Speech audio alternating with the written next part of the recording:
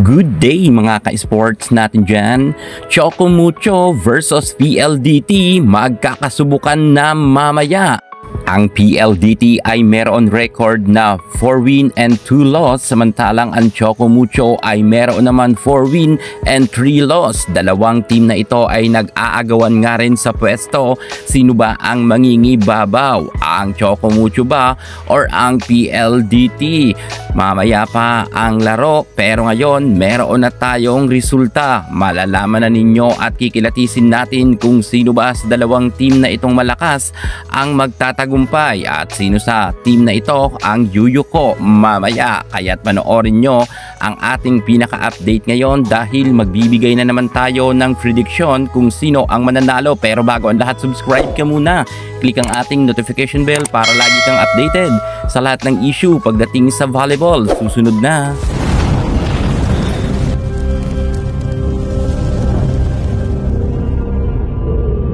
Magandang bardagulan ang magaganap mamaya, PLDT kontra sa Choco Mucho. Dalawang team na malakas pero isa lang sa kanila ang matitira para nga umangat sa standing.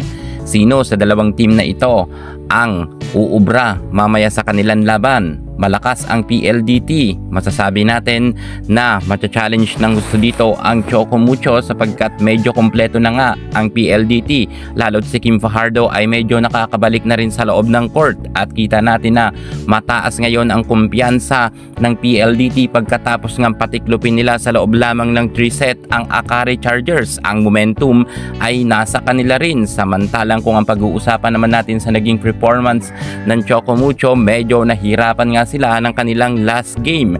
Pero sasabihin ko na may laban pa rin dito ang Choco Mucho dahil nariyan pa naman si Cici Rondina.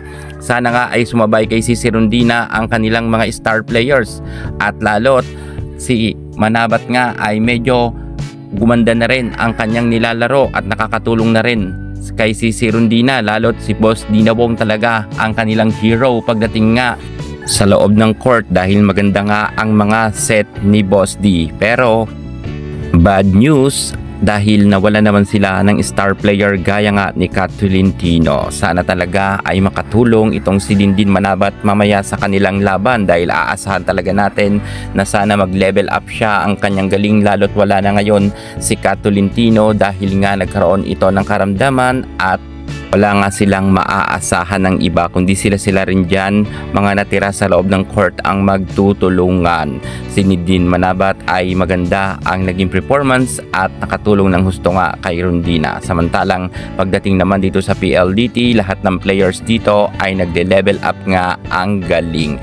Kita naman natin na talagang nakipagpukpukan sila kontra nga sa kanilang naging kalaban na Akari Chargers. Kahit sabihin natin na malakas ang Akari pero pinatiklop nila sa loob lamang ng 3 sets. Samantalang ang Choco Mucho ay nahirapan naman sa naging kanilang last na game kontra nga sa Zeus Coffee. At buti na lang pinasok si Boss D kung kaya gumanda ang laro ng Choco Mucho. Kaya magandang bardagulan to mamaya. Dalawang malakas na team ang magpupukpukan. Alam ko maraming manonood at maghihiyawan na naman sa loob ng arena ang kanilang mga fans.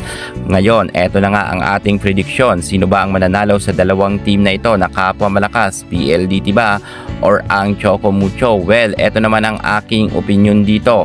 Sa tingin ko ang mananalo pa rin dito walang iba kundi ang kupunan nga ni Cici Rondina. Kahit sabihin natin na malakas ang PLDT, pero pag si Cici Rondina ay hindi napigilan ng PLDT, sure tayo na mananalo dito ang Choco Mucho. Pero 50-50 ang dalawang team na ito kung sino talaga ang mananalo sa kanilang dalawa. Pero kung ako yung tatanungin, sa tingin ko Choco Mucho ang magwawagi, pero malaki ang tsansa ng PLDT. Kayo, sino ang bet nyo? Komenta kayo sa baba. Yan muna pinaka-latest natin sa mundo ng volleyball. Thank you so much. God bless.